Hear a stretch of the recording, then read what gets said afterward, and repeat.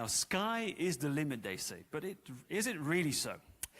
Our next speaker knows a thing or two about pushing boundaries. In November 2014, she boarded a Soyuz spacecraft at the Baikonur Cosmodrome in Kazakhstan. Her destination? The International Space Station, where she worked and lived for almost 200 days as part of an Italian Space Agency mission. A graduate from the Technische Universität of Munich and of the University of Naples, Federico Segundo, please welcome European Space Agency astronaut, captain in the Italian Air Force, and engineer Samantha Cristoforetti.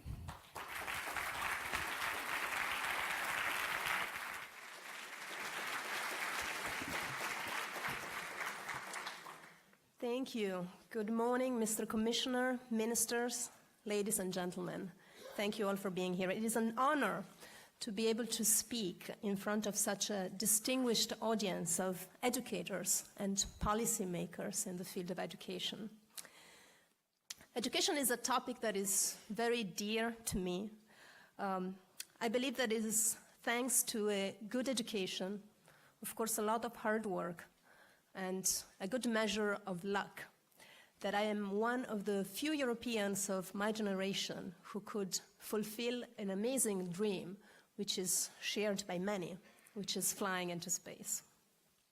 In 2009, I was 32 years old then and a combat pilot in the Italian Air Force.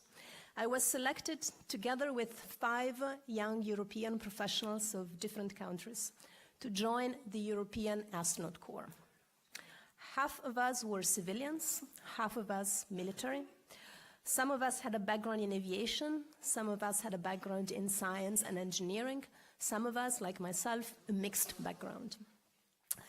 We all moved to the European Astronaut Center in Cologne, Germany, and we started our life together as European astronauts. A few years later, the moment that changes the life of any astronaut came for me. I was assigned to a flight to space. A flight opportunity of the Italian Space Agency due to a long-standing tradition of industrial cooperation with NASA. And at that moment, an intense journey of training around the world began for me until in 2014, my dream of flying to space actually came true. On top of a Russian Soyuz rocket, I blasted into space from the Cosmodrome of Baikonur in Kazakhstan. And the destination, of course, was the International Space Station, what I like to call humanity's outpost in space. It's a marvelous example of international cooperation in which former enemies, namely the United States and Russia, joined forces together with Europeans, Japanese, and Canadians to pursue an ambitious goal of building a very capable and big infrastructure in low Earth orbit. On space station, I became part of an international crew that included, besides me, 2 American astronauts and 3 Russian cosmonauts. And together, we performed, in about 6.5 months stay up there, a rich program of scientific research, while at the same time taking care of all the logistical and maintenance needs of the space station. We also participated in an extensive education and outreach program, including, in my case, weekly ham radio contacts with school children around the world. Thanks to an organization of volunteers who organize these events, they go to schools and prepare a radio station. When it comes to outreach, as astronauts, of course, we are in a privileged position because space exploration invariably speaks to the human spirit. It attracts interest and curiosity. Especially the youngsters are fascinated by space endeavors, just like I was as a child. And we try to turn that fascination into an actual interest, to know more, to learn, especially in the field of science. Sometimes, maybe, we're able to light a spark, to begin a passion, a dream. Dreams do not always come true, of course, especially if they are very ambitious. I always tell people they shouldn't be hard on themselves if they do not achieve their dreams, especially difficult ones, because luck inevitably plays a role. But dreams are important to motivate us to fulfill our potential. Even if I had not become an astronaut, I would be thankful for having had such a dream since childhood, because I have become a better person because of it. And I wish that every child could have a dream like I did. In fact, I started dreaming of becoming an astronaut well before I knew what astronauts actually do. I was probably more familiar with the Starship Enterprise and the crew of Captain Kirk than with real spacecraft, like the Space Shuttle and the Soyuz, and the crews of real astronauts, men and women, who actually flew to space on a regular basis. I was fascinated by space out of a sense of wonder and adventure, I think. I wanted to go out there and explore strange new worlds and boldly go where no one had gone before. I believe that this fascination was a product of both the physical world I lived and grew up in and the stories in books and TV shows. My physical environment was a small mountain village in Italy in the 1980s. It was a safe place where children could roam around, play, explore nature, unsupervised by adults. There was no fear of strangers, little fear of dangers, and these fortunate conditions helped me, I believe, to develop the confidence in myself and the trust in others. You can achieve so much growing up if you do not have to worry and fear. My home village was also a place of limited light pollution, where the night sky was a powerful presence, confronting me with that sense of awe and wonder and mystery that I believe has given us myths, art, philosophy, and eventually science. The sense of mystery has always been important to me. My passion for science, in fact, does not stem from the fact that I believe science has all the answers. It does not, and it does not claim that. Presenting science as a source of final answers does a disservice to science, and in my opinion favors the growth of the divide between the scientists and engineers on the one hand and the general population who is largely scientifically illiterate. The human spirit is not interested in final answers. It's interested in questions. It's not interested in the destination. It's interested in the journey. We should teach science for what it really is, a journey of discovery in which mistakes have been made and continue to be made, but where a system of self-correction is in place, which is the scientific method. We should make it clear, especially to youngsters, that there is much out there to learn, that the mystery only grows bigger the more we learn, that more and more questions arise, and that science is not infallible. But we should also make it clear that our current quality of life, from life expectancy to the comfort of our homes, is largely due to discoveries made thanks to the scientific method in just a few centuries. Back to my childhood. When I wasn't out playing or stargazing, I was reading. I was a voracious reader, especially of adventure books of the likes of Jules Verne and Emilio Salgari. School itself in those years was a place of adventure. I enjoyed learning, and I was good at learning, so I had a constant positive reinforcement. I succeeded with relatively little effort, and I was constantly praised for my schoolwork. So in the small, simple world that I lived in, that was enough to cement for me the idea that I could achieve anything I wanted if I put the effort. That was also very much our family ethos, summarized in the short Italian saying I heard many times as a child, volere è potere, loosely translated into, if you want, you can.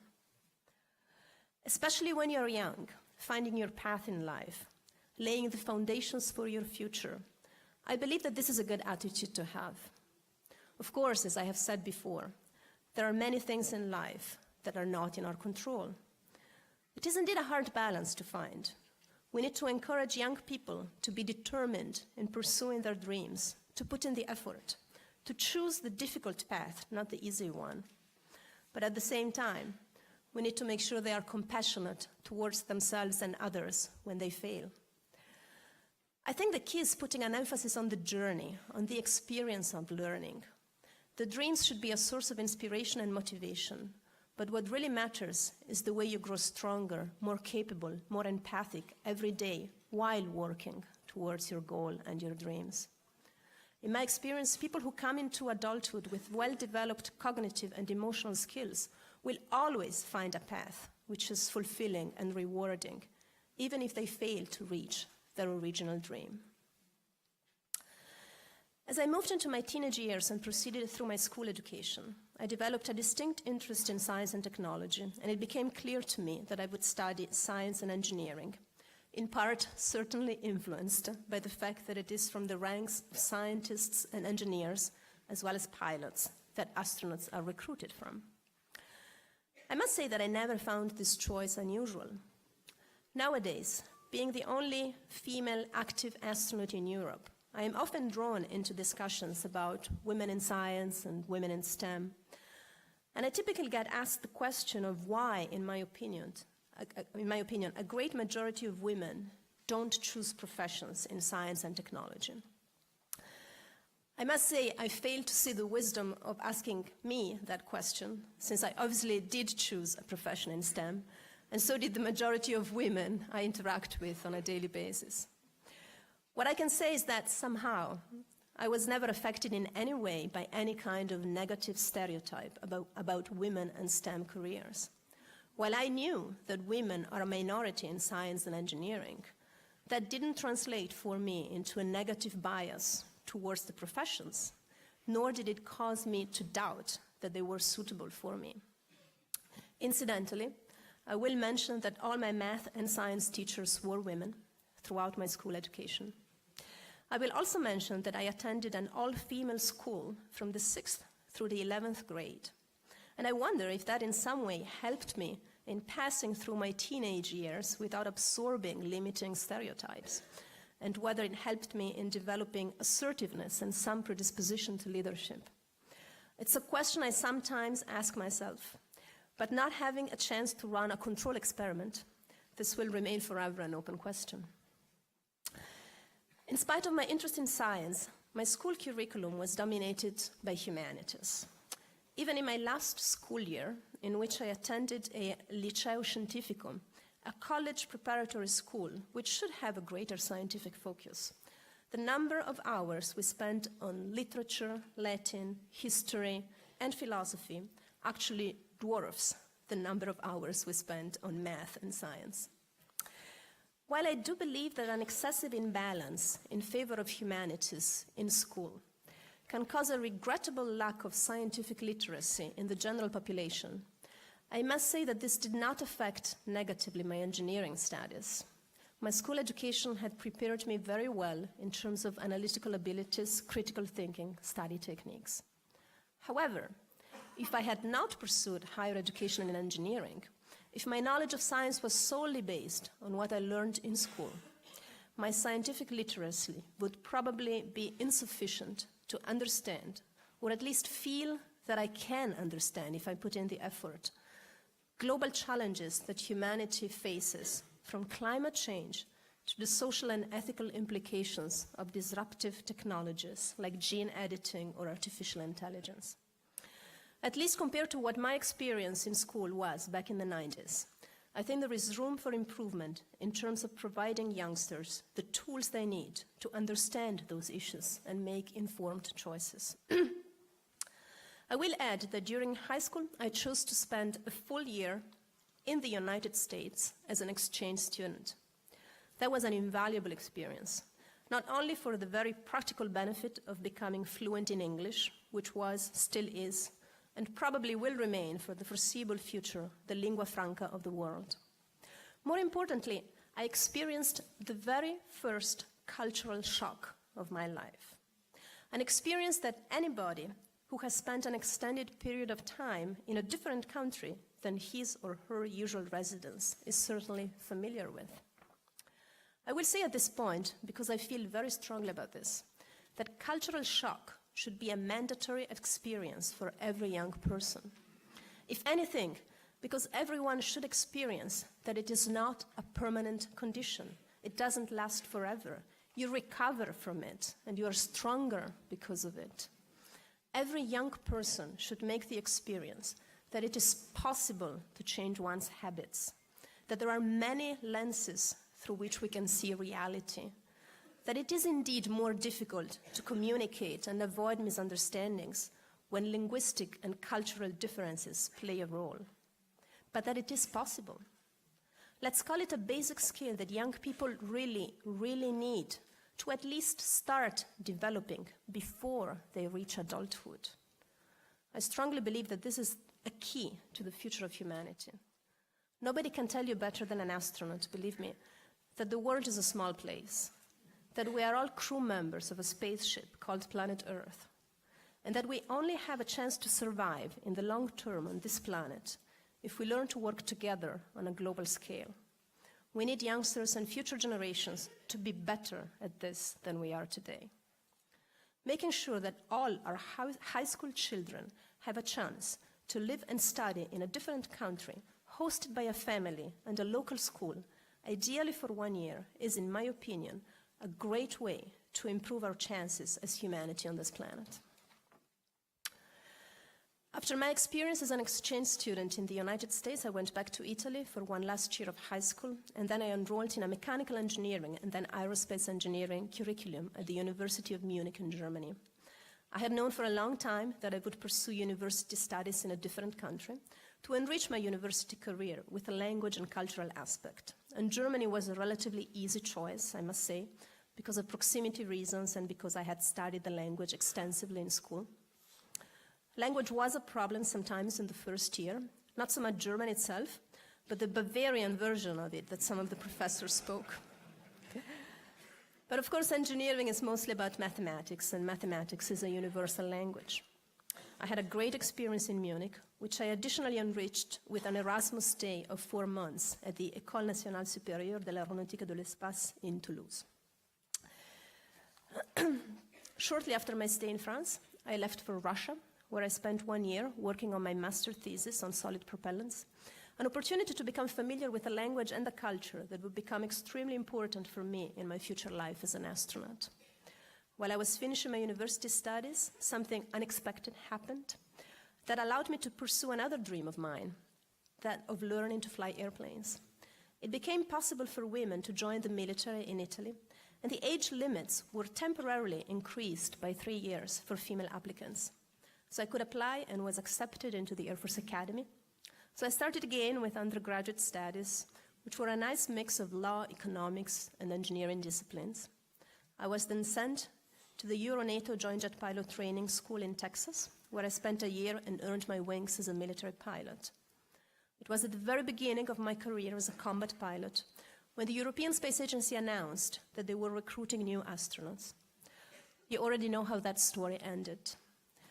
I think I can say in the pursuit of my dream, my education, the education I have received, has served me very well.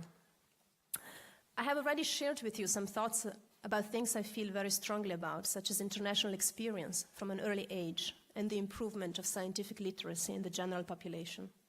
I would like to end with a thought on humanities, though, because I don't want you to think that I do not value education in humanities. As I have mentioned, I have had a humanities-oriented school education, which is quite typical of the Italian school system, or at least was at the time. I did find some of the curriculum to be quite irrelevant. As an example, too much time devoted in studying and learning by heart details of minor historic events or biographies or minor authors. But in general, I do believe that education in humanities is just as important as STEM education. We need to know history if we want to be able to construct a better future. We need philosophy to provide the tools to reflect on our experience in the world. And I do believe we need literature to enrich our life experience through that of many other lives, to learn to see the world through the eyes of others, to develop compassion and understanding for human weaknesses and recognize all those weaknesses and shortcomings are within each and every one of us as well. And I believe we should not lose the skill of writing, not just 140-character tweets or 280 characters now, but long, complex essays. I believe that valuable human knowledge will still be shared and transmitted in long-form writing, not in tweets or YouTube videos.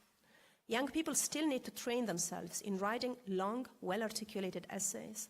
When I went to school, this meant 6 hours of sustained concentration, a regular exercise that developed discipline, focus, ability of analysis and synthesis, master of the language.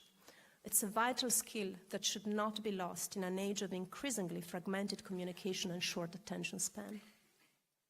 Finally, I believe humanities curricula in Europe should be adapted to focus less strongly on individual national heritage. I have a 14-month-old daughter, and I hope that 20 years down the line, differently than me, she will be able to meet her peers from Hungary, Bulgaria, Sweden, just to name a few examples, and be able to compare thoughts and impression on at least the major authors and thinkers of all those countries. I strongly believe in the importance of literature, which in the end comes down to the power of shared stories, in building a stronger European identity for future generations, so they can perceive themselves in the way in which, at least in my experience, people from the rest of the world perceive us as Europeans with somewhat different accents. Thank you very much.